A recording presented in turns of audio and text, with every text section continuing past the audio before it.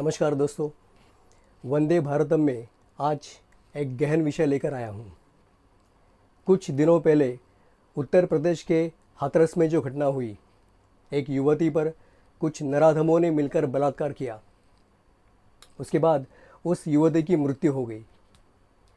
दुख भरे हृदय से मैं इस घटना का निषेध करता हूँ, लेकिन ये पहली बार नहीं हुआ। ऐसी घटनाएं लगातार होती आ रही है। वर्ष 2012 में भी दिल्ली में निर्भया नाम की युवती के साथ क्या हुआ आप जानते हैं।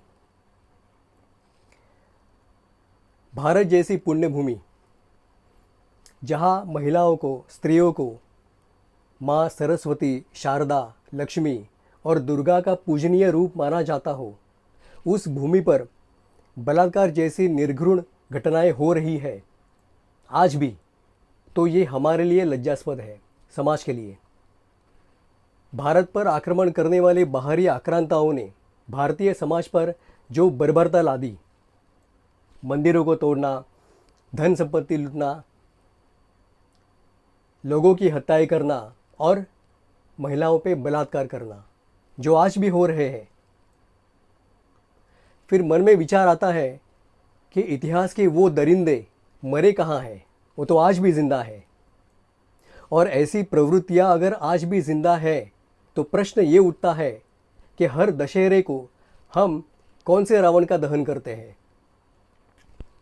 आज हम लोकतांत्रिक देश में रहते हैं, हमारी अपनी सरकार है, पुलिस प्रशासन है, न्याय व्यवस्था है।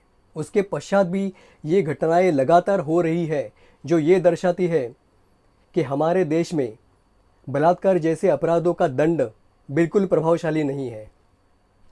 और उन अत्याचारी राक्षसों के मन में कानून प्रशासन के बारे में भय जरा भी नहीं है।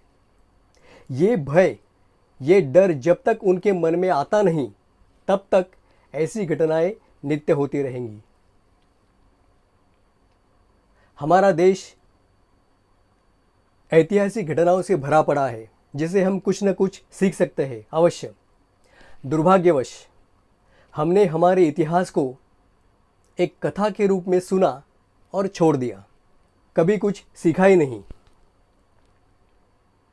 इतिहास की ऐसी ही एक घटना लेकर मैं आज आया हूँ आपके सामने, जो हमें ये सिखा देगी कि निर्भया, हाथरस जैसी घटनाओं को कैसे रोका जाए, उन अत्याचारियों पे कठोर शासन कैसे किया जाए।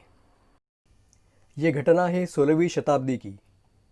महाराष्ट्र में महाबलेश्वर के नज़दीक जावड़ी के घने जंगल में एक व्यक्ति मरा पड़ा था।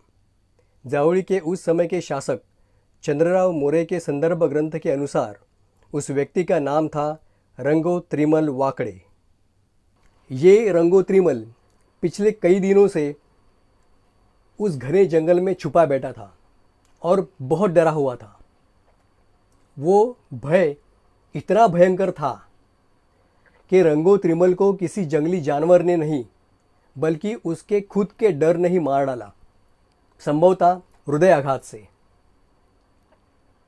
लेकिन ऐसा क्या हुआ था जिसके कारण रंगो त्रिमल इतना डर गया था? रंगो त्रिमल वाकड़े ने एक महिला पर बलात्कार किया था,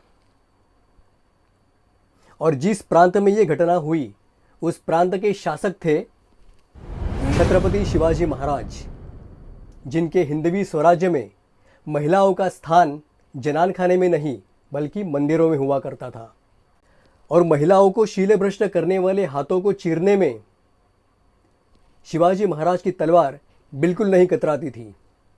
रंगो त्रिमल को इसी बात का भय था कि शिवाजी महाराज के सैनिक उसे पकड़कर राजगढ़ ले जाएंगे, वहाँ न्यायालय में निर्णय होगा, और शिवाजी महाराज ने जो दुर्दशा बाबाजी गुजर की वही दशा मेरी भी हो जाएगी। इस बात से रंगो त्रिमल डर गया और खुद ही मर गया। इसे कहते हैं दंड का प्रभाव। अब प्रश्न ये उठता है कि जिसके दुर्दशा की कल्पना करके रंगो त्रिमल मर गया, वो बाबाजी गुजर कौन था? तो आइए चलते और पीछे वर्ष 1646 में। पुणे जिले के लांजा गांव का पाटिल, जिसका नाम था बाबाजी बिन भिकाजी गुजर, रस्सियों से हाथ बांधे हुए न्यायालय में खड़ा था।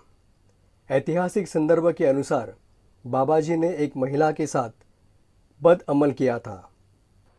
बदअमल का अर्थ बलात्कार नहीं होता। बदअमल का अर्थ होता है दुराचार, दुर्व्यवहार, छेड़खानी, मिसकंडक्ट। लेकिन ये बदअमल भी शिवाजी महाराज के राम राज्य में अपराध था, जिससे क्रोधित होकर शिवाजी महाराज ने आज्ञा दी, इस नराधम का चौरंगा किया जाए। चौरंगा, शरीर के चारों अवयव काटने का दंड। सैनिक बाबाजी गुजर को घसीट कर ले गए और उसके दोनों हाथ, दोनों पैर काट दिए गए। ये दंड देते समय इस बात का ध्यान रखा गया कि बाबाजी जीवित रहे। बाबाजी के जीवित शरीर को उसके घर के बाहर ही रख दिया ताकि लोग उसे देख सके। बाबाजी गुजर को मृत्यु दंड क्यों नहीं दिया?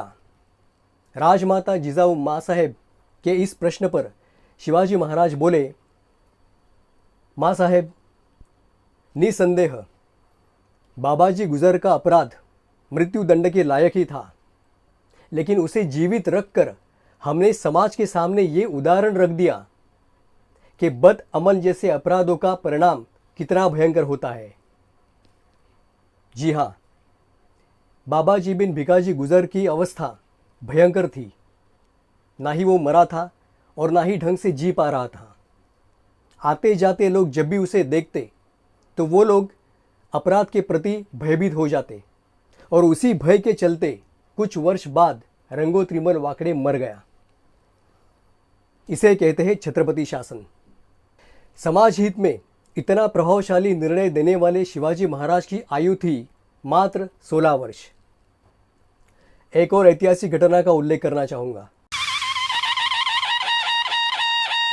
वर्ष 1678 में शिवाजी महाराज दक्षिण दिग्विजय पर थे, military campaign to southern Bharat. उस समय कर्नाटक के बेलवडी प्रांत को जीतने के लिए शिवाजी महाराज ने अपने एक सेना अधिकारी को नियुक्त किया, जिसका नाम था सखोजी गायकवाड़। ये सखोजी गायकवाड़ कोई और नहीं, शिवाजी महाराज की पत्नी सकवार बाई का सगा भाई था, अर्थात शिवाजी महाराज के साली साहब। घरेलू संबंध। घटना कुछ ऐसे घटी कि मराठों ने बेलवडी पे आक्रमण किया, जिसमें बेलवडी के गढ़ी का प्रमुख मारा गया। उसकी पत्नी मल्लमा देवी ने युद्ध का नेतृत्व स्वीकारा। थी तो भारतीय वीरांगना। आधे से ज़्यादा सैनिक मारे जाने के पश्चात भी हार मानने को तैयार न थी।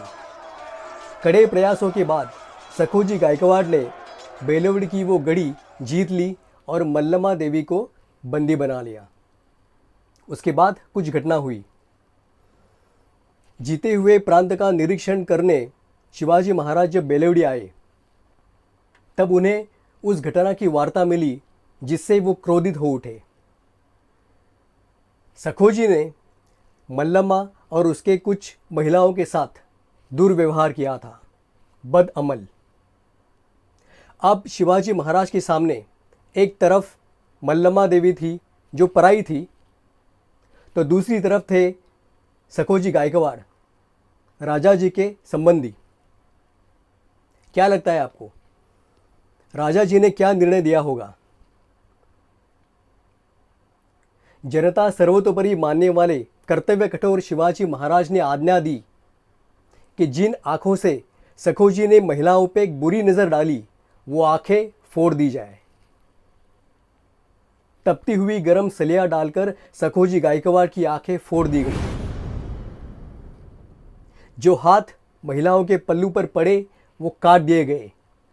जिन आंखों ने महिलाओं को बुरी नज़र से देखा, वो आंखें फोड़ दी गई और इस दंड से भयभीत होकर कुछ मर गए।